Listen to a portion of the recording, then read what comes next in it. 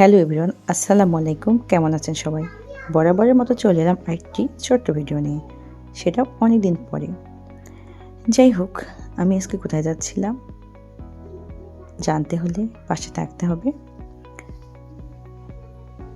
তো আজকে মোটামুটি আমি দেখাবো আপনাদেরকে রাস্তার ভিডিও। যাই হোক, যেহেতু আমি যাচ্ছিলাম, পথে যেতে যেতে আমি ভিডিওটা করতেছিলাম।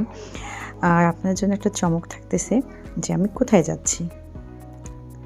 আপনারা যারা রংপুর দিনাজপুর আছেন, রাস্তা দেখে যদি বুঝতে পারেন তাহলে অবশ্যই জানাবেন যে আমি কোথায় যাচ্ছি, আর আমি ভিডিও শেষে আপনাদেরকে বলে দিব। এই যে এই জায়গাটি দেখে তো অবশ্যই বুঝতে পারার কথা যে এটা রংপুরের কোন জায়গা।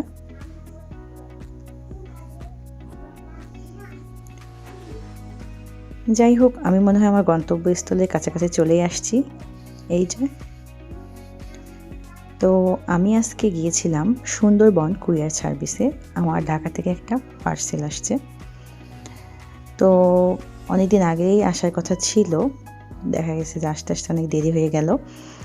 তো সব কিছু মিলিয়ে মানে দুপুরেই আমি মেসেজ পাই, আর খুব তাড়াতাড়ি করে সেজন্য চলে গিয়েছিলাম। সন্ধ্যার মধ্যেই আমি নিয়ে আসি, কারণ আমার হাতে সময় ছিল না খুব একটা। এই যে এখানে পার্সেল খোঁজাখুঁজি শুরু হয়ে গেছে। এই তো আমি পেয়ে গিয়েছি। আর এত বড় বস্তার ভিতরে কি আছে চলুন দেখি। এখানে এটা আনপ্যাক করা হচ্ছিল।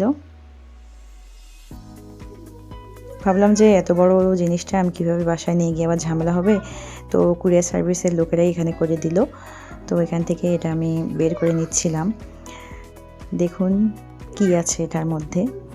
এই যে বিশাল বড় একটা লাগেজ, আর এই লাগেজে কি আছে পরবর্তী ভিডিওতে আপনাদের সাথে আমি শেয়ার করব।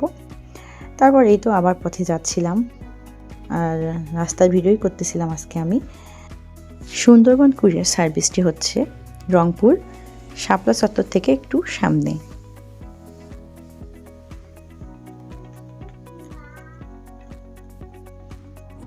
এই তো যাচ্ছিলাম, যেতে যেতে এটা হচ্ছে রংপুর পায়রা চত্বর। তো আজকে এ পর্যন্তই। সবাই ভালো থাকবেন, সুস্থ থাকবেন। আল্লাহ হাফেজ।